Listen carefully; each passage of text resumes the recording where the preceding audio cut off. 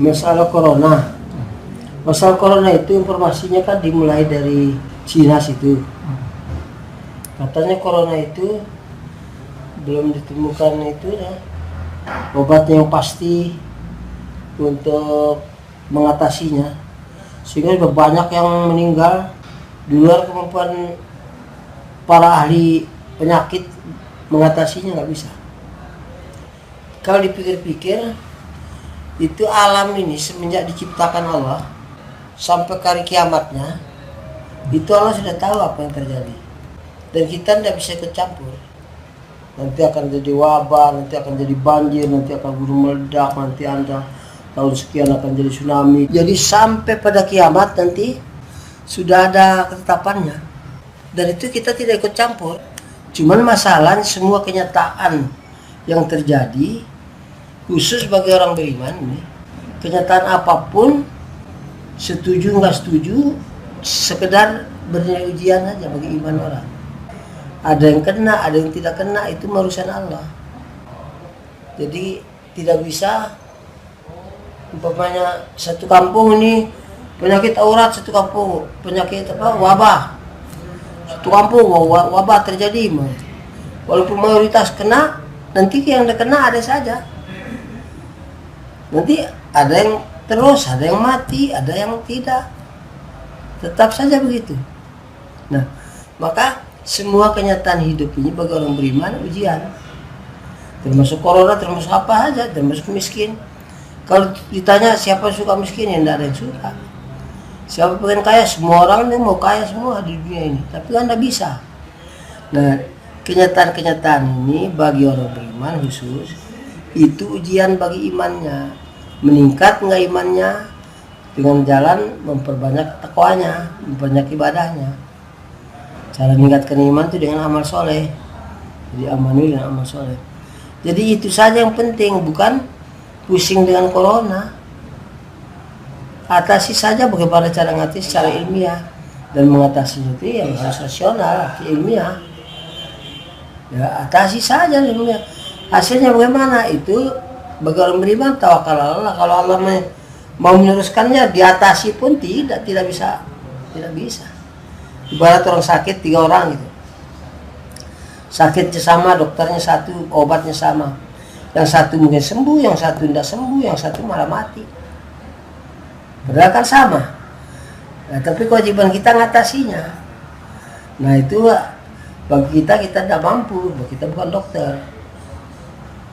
Dokter bisa ngatasinya, tidak berarti kalau dokter bisa ngatasi tapi lalu tidak ada yang kena, enggak.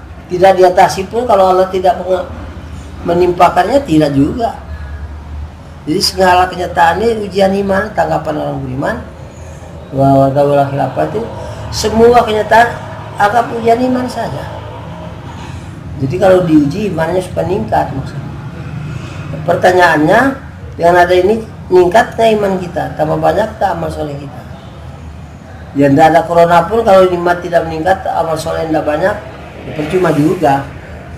Jadi tidak masalah sih kita. Maka ada corona ya atasi secara ilmiah sepanjang sesuai dengan tuntunan, dan itu ada tenaga ahlinya, kita tidak ikut campur. Ikut campur malah jadi rusak.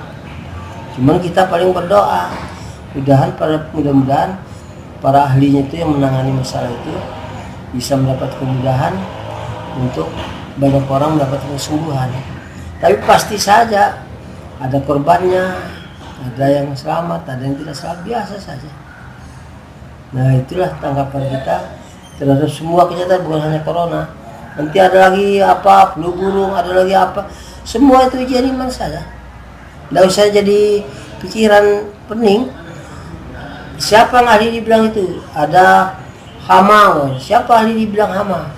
Ya datang pertanian itu bagaimana secara rasional dia menghadapi hama itu secara ilmiah.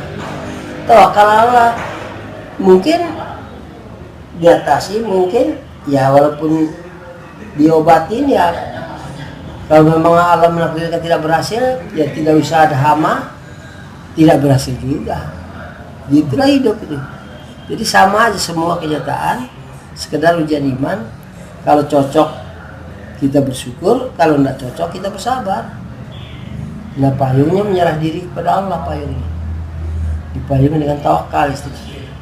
Sehingga kalau kita tawakal, ya kita tidak susah lagi. Artinya kita usaha, tawakal, terserah Allah. Kita sembuh, kita bersyukur, tak sembuh juga kita bersabar.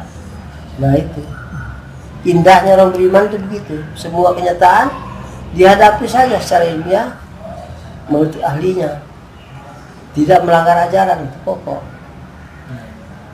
Jadi kita tidak gawat-gawat. Kalau orang yang tidak beriman gawat betul itu.